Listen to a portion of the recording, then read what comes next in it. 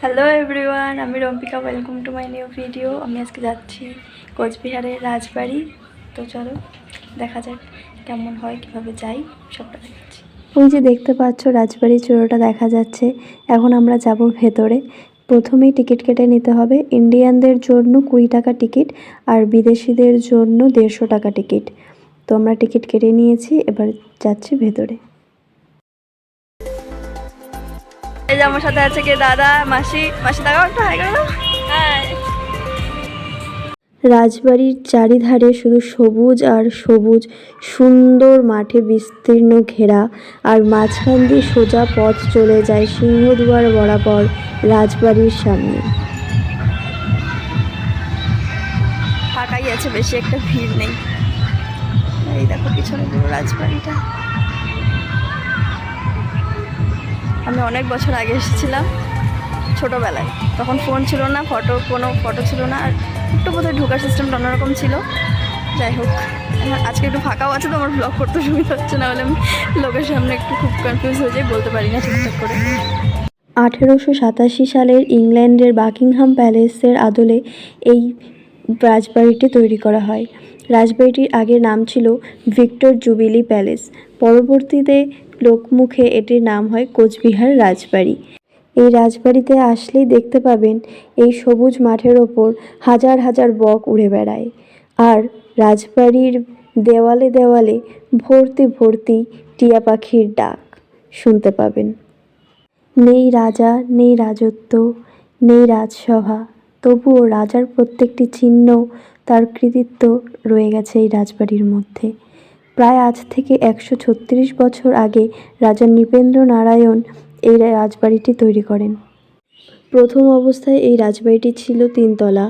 পরে 1897 সালের ভূমিকম্পে এটির একটি তলা ধসে গিয়ে এটি আছে বর্তমানে 2 তলা।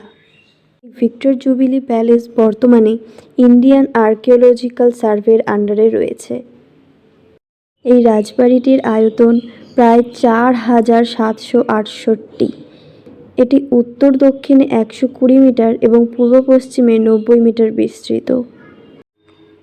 হলঘরে ঢুকলেই দেখতে পারবেন রাজা নৃপেন্দ্র নারায়ণ এবং গায়ত্রী দেবী এবং তার রানীর ছবি, মূর্তি এগুলো রাখা আছে।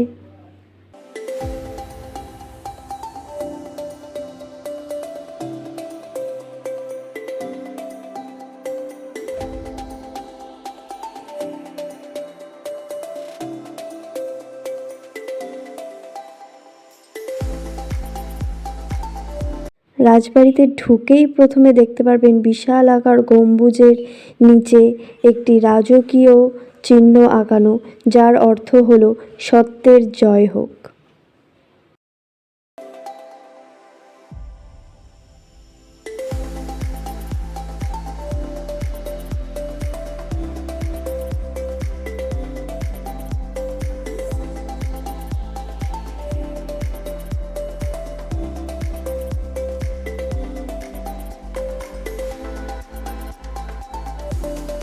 প্রায় 395 ফুট উচ্চতা এবং 296 ফুট দৈর্ঘ্য বিশিষ্ট এই বিশাল আকার সুন্দর রাজবাড়িটি কোচবিহারের বুকে রাজা নৃপেন্দ্র নারায়ণের নিদর্শন হিসেবে রয়ে গেছে।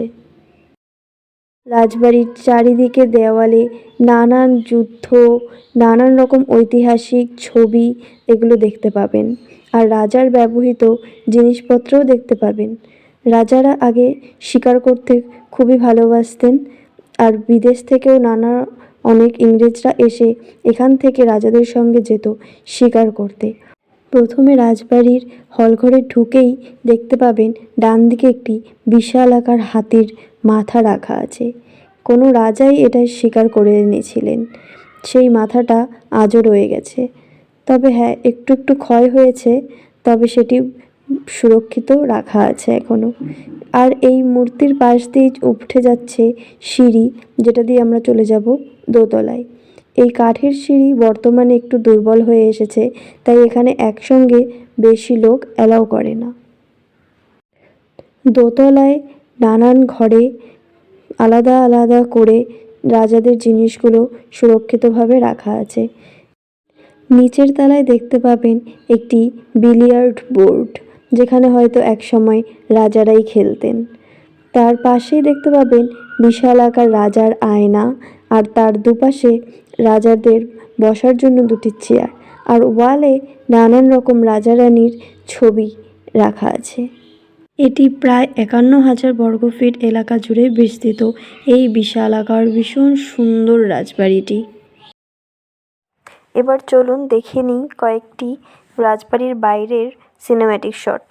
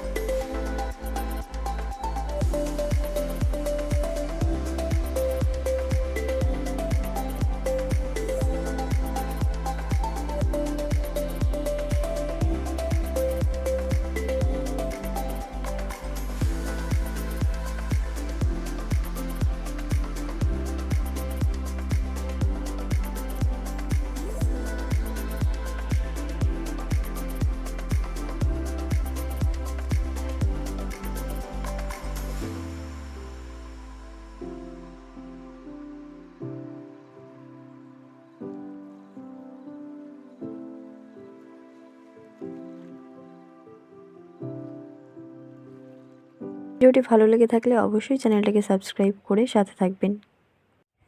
ভিডিওটি সম্পূর্ণ দেখার জন্য অনেক ধন্যবাদ। সবাই ভালো থেকো, সুস্থ থেকো। দেখা হচ্ছে নেক্সট ভিডিওতে। আজকের ভিডিওটা এখানেই শেষ করছি। টাটা।